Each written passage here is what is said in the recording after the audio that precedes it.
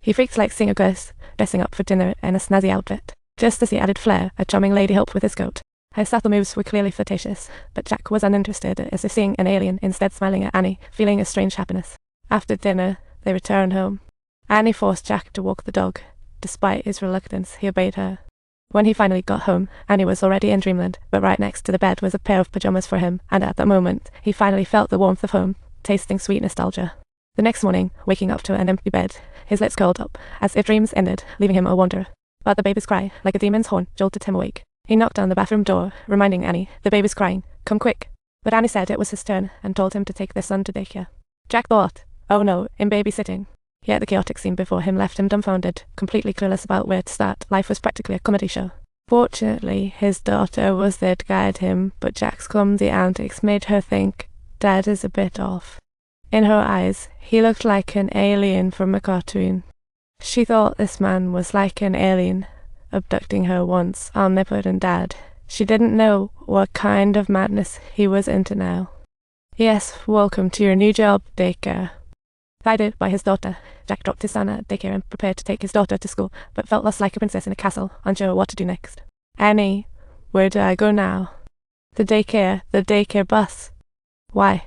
"Because he worked there. His job was at the father-in-law's tire shop, where he slaved away for 8 hours a day. In his office, the walls were plastered with family photos, and though Jack had no idea why he looked so happy, he still felt that bliss on his face. In 1988, he won Best Employee. Nostalgic for his past self, he was struggling in London. But this Jack in the parallel universe didn't board the plane. He chose to stay and marry Annie, scratching his head in confusion as to why he buried. That night, Jack saw the news that a $120 billion deal, which he should have handled, got past 2 years. Just then, Annie burst in, hurriedly pulled the curtains, switched off the TV, and cranked up. Turns out the 2 kids were already asleep, and it was their rare adults-only time. Jack suddenly noticed that sweet girl from even after all these years. She was still stunningly beautiful, and added a touch of matureness. Annie had no idea why her husband was feeling all sentimental tonight. He happily dashed to the bathroom. Perhaps the past several years had been too mundane, yet when he was ready, he found Jack asleep. Annie covered him with a blanket, kissed his forehead, ending precious time together. And all this was Jack's plan. He wasn't ready for a new life yet. On his first family shopping trip, he was filled with foot. Shopping's hustle annoyed him, making him refuse to continue. Annie suggested resting in the mall, but a high-end men's window caught his eye. He stared at each cloth, stopped at one, expecting a balanced smile, but the price broke him.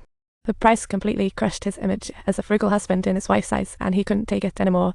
It left him feeling. Annie looked at him in disbelief. Her once passionate husband now seemed so foreign. She began questioning if this was really the life he wanted. After coming, Jack apologized for his outburst, but still grumbled about mundane tasks, seeing them as tiny obstacles. 13 years ago, he should have boarded the plane for his dreams instead of a boring life here, but Annie didn't think so.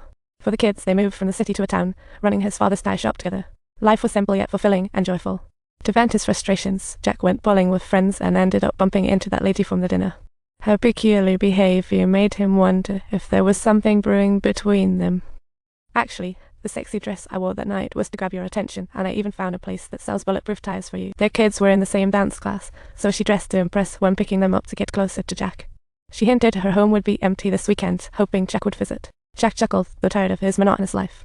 But when he asked a friend about the lady's address, his friend's face turned ghostly pale. "She's too much. Watch out."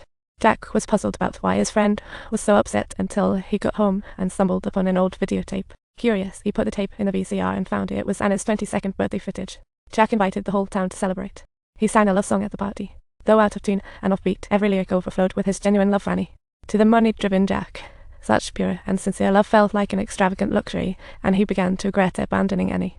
If it weren't for his selfish desires, perhaps he too would be content with the simple yet precious happiness like the other Jack in this universe. Or maybe from now on, he could start to mend and change things. There might still be time.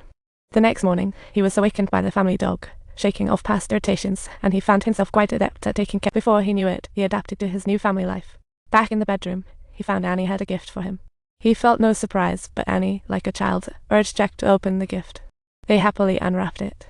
It was the suit he hesitated to buy last time. Though a luxury, Jack was speechless. It was his most precious gift ever. But when Annie hinted for her gift, Jack suddenly felt guilty and flustered. He completely forgot that today was their wedding anniversary. To prevent disappointing Annie, Jack took her to an upscale restaurant. His fluent French with the waiter impressed Annie, who then ordered an 82 wine. Don't forget to subscribe to our channel for more exciting content that you can't miss.